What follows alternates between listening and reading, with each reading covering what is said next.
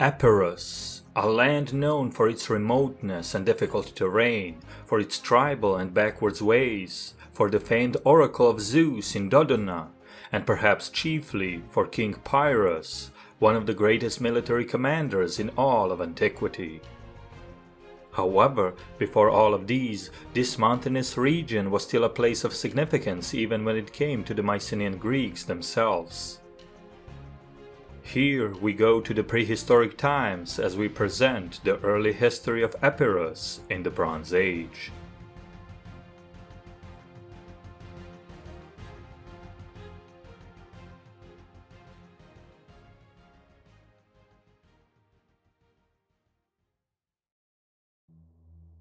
The region of Epirus is located on the northwestern edge of Greece. It is bordered by the Pindus Mountains to the east and the Ionian Sea to the west. The name of the region is derived from a Greek word, apeiros or Epiros, meaning the mainland. Due to its remoteness and relative geographic isolation, Epirus was not always at the forefront of historical events of antiquity. However, it was nevertheless a very ancient place, perhaps where it all began. The very first proto-Hellenic speakers are hypothesized to have emerged in the Epirote mountains and by the coast as early as Neolithic period. These people were mostly shepherds and hunters and lived in rather simple lifestyle, not much different from any of their contemporaries.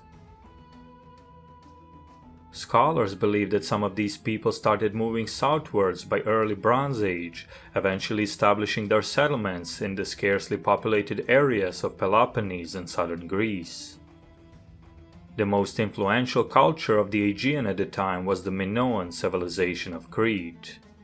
The Cretans flourished throughout both early and middle Bronze Age, leaving cultural and economic impact on all of their neighbors. Greek mainland was no different, especially in the south, where the emerging Middle Hellenic Greeks slowly started building a sophisticated culture of their own. These Greeks were the direct ancestors of what would become a great civilization of the late Bronze Age, the Mycenaeans. In Epirus, things did not change much. Early and Middle Bronze Age saw Epirote tribal leaders buried with their jewelry and weapons, although very modest compared to those emerging across the Mycenaean Greece. One thing that was comparable to the Mycenaeans were the burial practices. People in Epirus had long buried their leaders in cist graves and eventually larger mounds containing shaft graves, the very same practice subsequently used for the early rulers of Mycenae.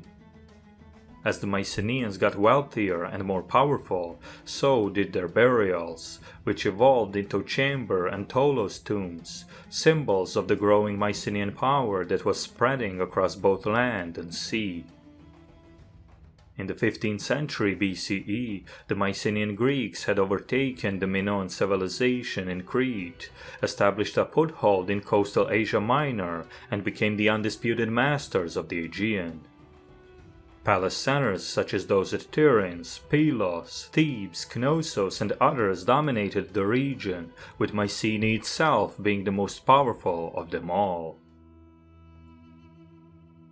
When it comes to Epirus, the region remained a relative backwater throughout the late Bronze Age.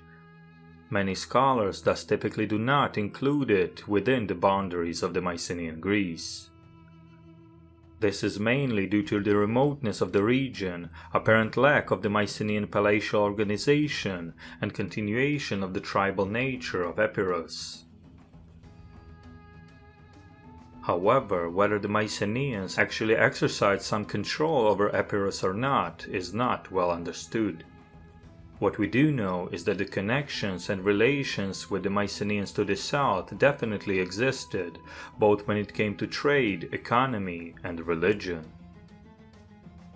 Epirus was populated by as many as 14 Epirote tribes, the most prominent of which were the Chaonians, the Molossians, and the Thesprotians.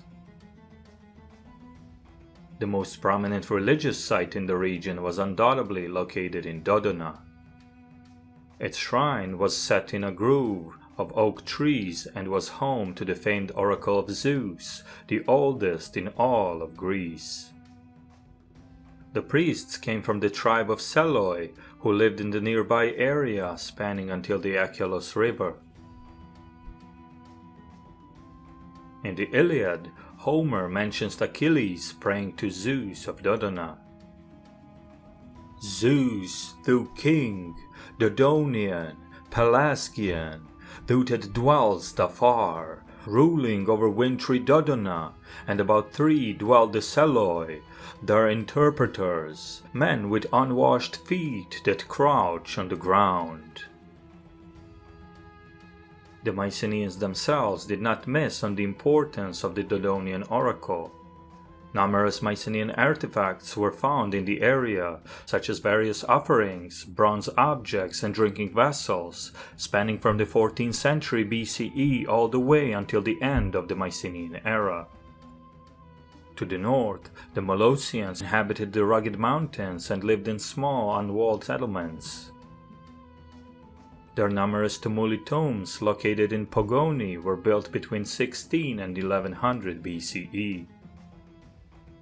At the site of Liatouni, dated to as early as the 13th century, the local Molossian chieftains are shown to be buried with the Mycenaean weapons, pointing to a connection between the warrior traditions of the Mycenaeans and those of the Epirotes. To the south, on the banks of the Acheron River, was the site of Necromanteon, home of the Oracle of the Dead. The temple was devoted to Hades and Persephone and was believed to be the gate to the underworld. Close to the site was perhaps the most significant stronghold of Bronze Age Epirus, that of Ephyra, also known as Kihiros. The town was said to have been originally founded by the Chaonians, the earliest Epirote tribe to hold predominance in the region. However, at some point it came to be the capital city of the Thesprotians.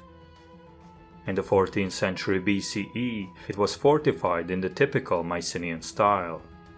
2 Cyclopean walls were erected, one in the 14th and another in early 13th century.